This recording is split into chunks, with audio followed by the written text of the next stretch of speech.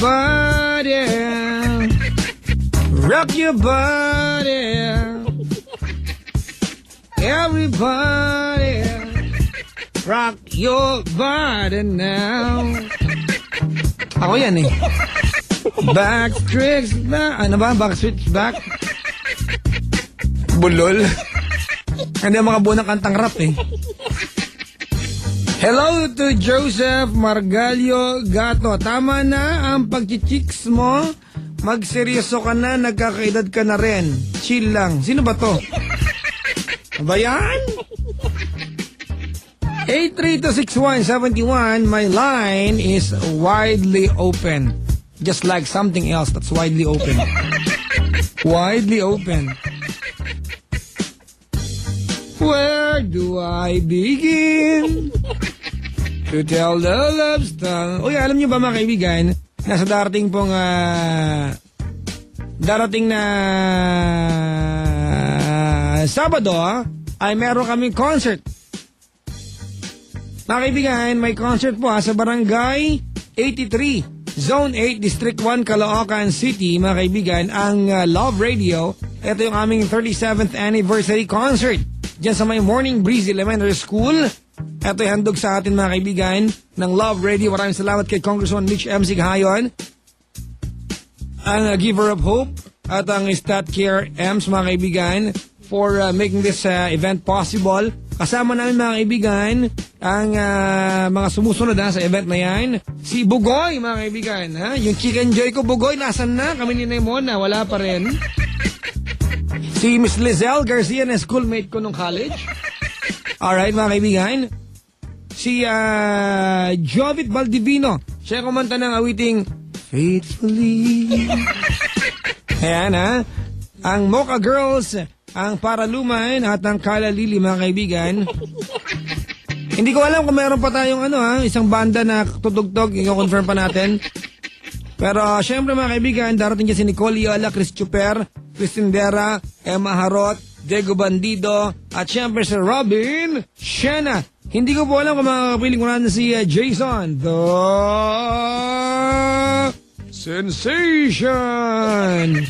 Sa concert na yan mga kaibigan, alam niyo naman mga kapatid, si Jason The Sensation, malaki na po ang talent fee niya. Ba't niyo po invite sa event si Jason? Wala po siyang ibang gagawin kundi ngumiti sa inyo. Tatalent ni Jason yun, ngumiti na. Diba, Jason The Sensation. Nakaantabay daw si Sir Johnny. Uy, nakaantabay. Sir Johnny, good morning sa iyo.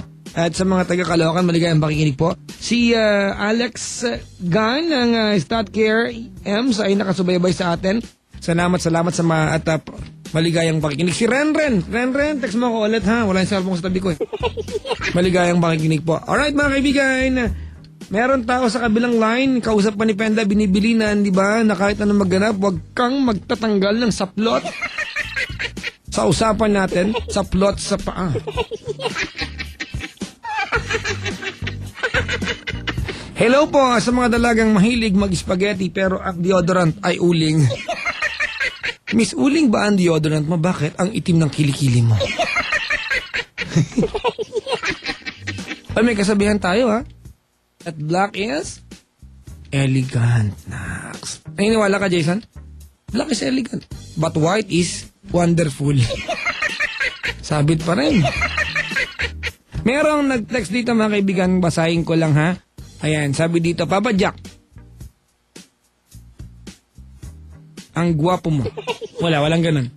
Hello nga pala kay May Lapitan. Kapitbahay ko sa probinsya to si May Lapitan. Hello May. Maligayang pakikinig ha. At nakaantabay siya si Ate Rain, Ate Sol, Ma'am Zara, Ate Mine, Ate Jane, Melanie, Vic at Mars. Hello sa iyo. Maligayang pakikinig po. Ayan. Si ano to? Sino po si Kadyot? Huwag mo nang kilalanin dyan, si Kadyot. Si Ma'am Pinong po yan. Siya po yung dating na-feature sa Magpakaiman lang. Magpakailanman, di ba? Maligayang pakikinig po. Alright, mga kaibigan, napakahalaga ng letter ko sa The Letter, hindi mo binasa. Pasensya na po, we choose randomly. Oo, pasensya na talaga. May tao sa kabilang line, mga kaibigan. Hello? Hello? Hello? Hello? Hello? Hello? Ayan, buti sumagot ka. Muntik na ako mag-walk out. Sino to? Si Eliseo po. Nax, oo. Ako nga pala si Godofredo. Meet tayo? Oo, ha? Meet tayo, oo. Okay. Eliseo, di ba? Eliseo, anong nickname mo? Eli po. Malamang, kaysa na maging Jerome, di ba? try mo. Anong name mo, Eliseo? Anong palayo? Anong palayo mo? Wala. Anthony. Palayo ko po. Oo. Sa trabaho ko, palayo ko Eli. Pero ang palayo ko sa pagkabata, butog. Hindi ko sinasabi sa mga katrabaho ko sa Manila. Pero sinabi mo sa buong Pilipinas. Ako, paglaki ko, buboy. Buboy ako mula bata. Oo nga, seryoso. Taga saan ka? Ano po, dito po sa Barangay Pag-asa. Sa QC? Opo. At, anong ginagawa sa buhay ni Eliseo? 30 ka na pala? Opo. Anong ginagawa sa buhay? Ano po, yun po, trabaho, dicer po ako, tapos may dala po akong anak, tapos, yun, hiwalay po kami, tapos meron pong kinakasama ngayon. May anak na rin kayo nito? Wala pa po. Kailan kayo nagsama nito? October 2010 po. Masaya sa buhay? Tama lang po. Tama lang. Sige, ba't napatawag? Kwento ko lang po about sa mga nangyayari po sa amin. Anong kinakasama mo? Opo. Hindi mo nasaluhin yung kwento. Wild confessions to, ha? Opo. O, ano kakaiba sa kwento mo? Meron po kasi bali, po namin siya yung, bali, una po, borders po namin. Hirap. Ang sangkot dito yung kinakasama mo ngayon. Opo. Dating border ninyo. Opo. Oo, ganon. Ito ba ang dahilan ba't naghiwalay kayo ng asawa mo dati? Hindi naman po. Bali, hiwalay po muna kami. Tapos... Ganon. Teka, Jason, nabot mo yung unan? Teka, higa tayo, tapos magkwentuhan tayo, dali. Nahantok ka eh. Hello. Jack. Bakit? Bali, gustong-gusto ko na po tumawag sa'yo nun. Tapos,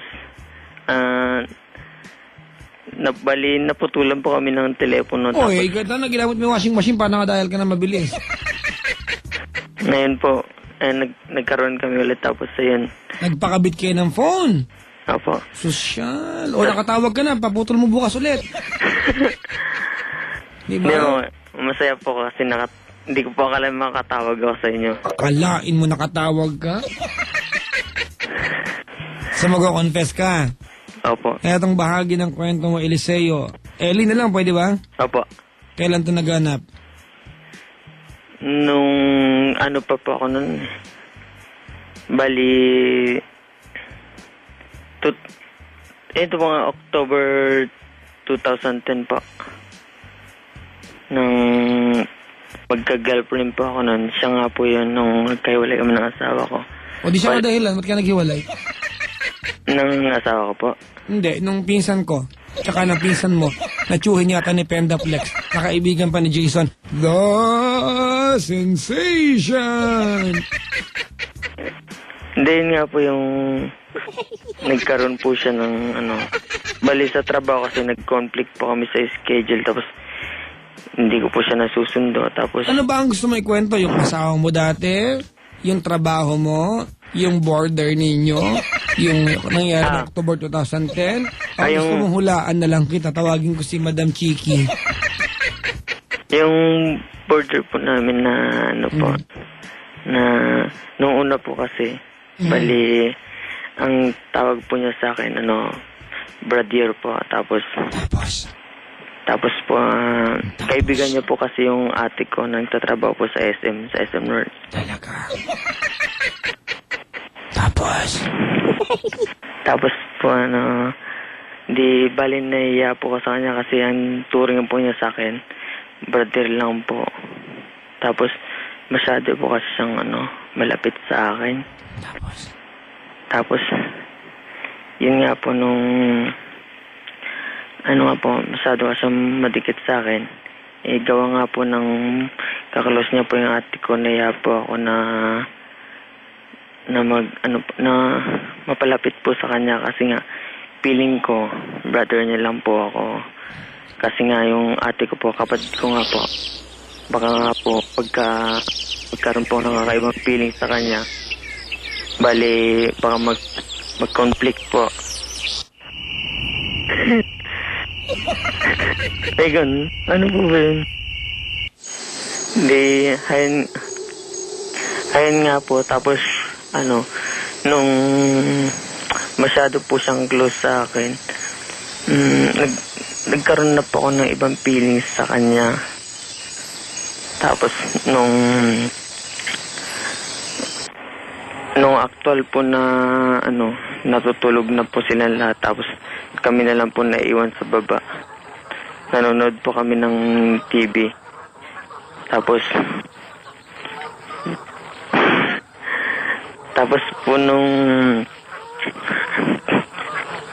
po naglaro po kami ng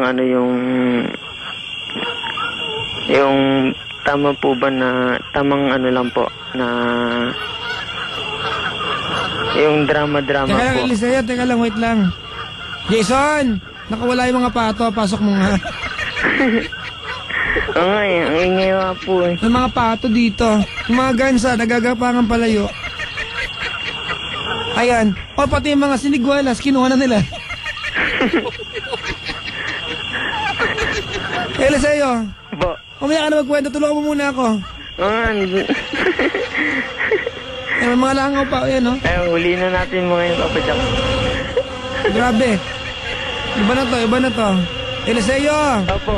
kunin mo yung mga panungkit sa taas, sungkitin mo yung forest. Ang ingay.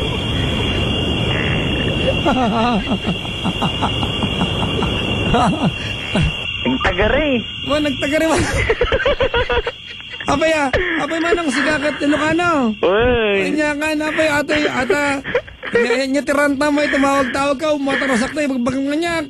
Nakotog. Hoy, madidata! Madidata yung baga magsuag. Sorry, pardon. Tumawag ka dispensar. Pardon. Piyak takwam ko it. Didata Oh, sige bye. Edi, ajay. Ayun nga. Naglalaro kami ng yung... Naku, teka lang, dumapo yung ibon sa kuryente nag-ground na. Yun lang.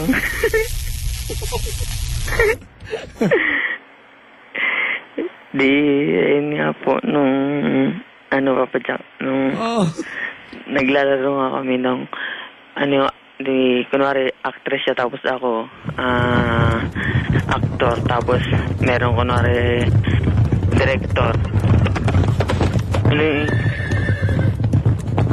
Tapos ayun na papadyak na sabi kunwari sige actor ako tapos ikaw actress, tapos sabi niya maglaro daw kami ng yung love scene niya.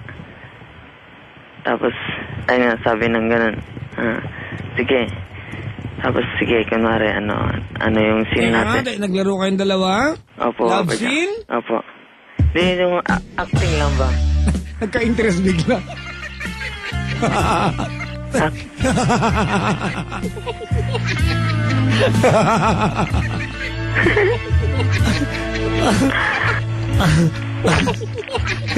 Bigla nagka-interest. Ano nangyari sa sa laro ninyo? Acting lang, kumbaga, Acting lang. maglalaro kami na, kasi nga, Kayong dalawa lang din ang tao doon. sa baba. Okay yun, magandang laro to, Jason, Na yun, alauna na yun, na madaling araw. Tapos, acting lang na, tapos diyan na. Tapos sabi, action. Action. Ano eksena?